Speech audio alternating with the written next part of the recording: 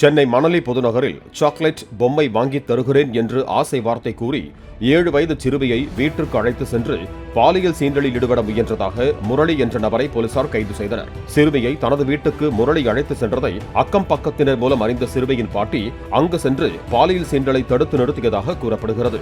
இதையடுத்து புகாரின் பேரில் முரளியை போலீசார் கைது செய்து சிறையில் அடைத்தனர்.